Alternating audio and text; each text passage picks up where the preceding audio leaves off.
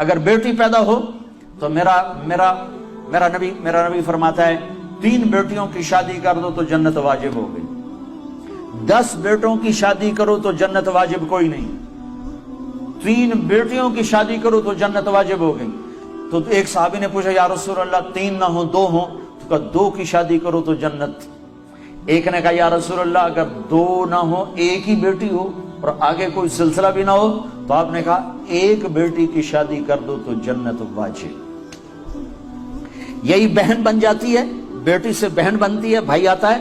تو میرے نبی نے فرمایا جس کو اللہ نے 2 بہنیں عطا فرمائیں، 2 بہنیں، اور انہوں نے اس کا حق ادا کیا، حق کہ بھائی بہنوں کا حق مار جاتے ہیں، ماں باپ کی وراثت میں سے بہنوں کو نہیں دیتے۔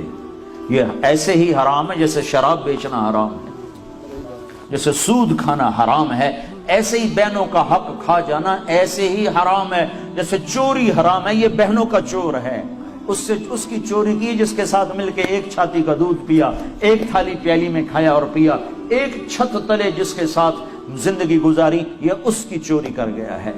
جس نے اپنی بہنوں کا حق مارا اس کا رزق حرام ہو گیا۔ میں اپنے استاد صاحب کی خدمت میں جن سے میں نے تفسیر پڑھی، شہد لے کر گیا، 76-77 کی بات، برائمنڈ مرکز میں ہی مدرسہ ہے، مولانا جمشید صاحب۔ میں نے کہا حضرت یہ شہد لایا ہوں۔ کہاں سے لائے ہو؟ کہا جی میرے اپنے باغ کا ہے۔ میں نے کہا میں نے خود توڑا، باغ میں لگا تھا آم کا۔ میں نے کہا جی میرے اپنے باغ کا ہے۔ تو مجھ سے فرمایا تیرے باپ نے اپنی بہنوں کو زمین میں سے حصہ دیا تھا؟ 1 شہد کی بوتل اس وقت 10 روپے کی آ جاتی تھی۔ اور کتنا گہرا سوال کیا، یہ نہیں کہا ماشاءاللہ جزاک اللہ، یہ نہیں کہا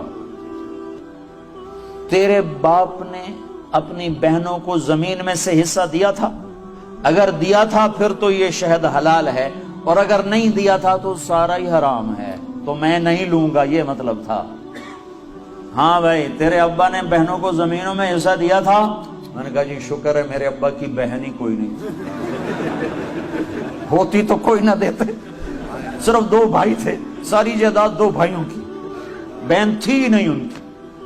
میں نے کہا اچھا تو تیرے دادا نے اپنی بہنوں کو زمین میں سے حصہ دیا تھا؟ میں کہا میں جمعہ ہی کوئی نہ ہوں، اس لیے میرے کو کی پوچھی جانا، میرے جمن تو پہلے دی گل نہ پوچھو میرے کو۔ تو پھر ہنس پڑے، کہا اچھا ادھر رکھ دو۔ تو میرے نبی نے فرمایا جس نے بہنوں کو حصہ دیا، جس کو اللہ نے 2 بہنیں دی، اس نے بہنوں کا حق دیا، اور شادی کے بعد بھی ان کے سر پہ ہاتھ رکھا تو اس پہ جنت واجب ہو گئی۔ پھر یہ بیٹی سے بہن، بہن سے بیوی ہے۔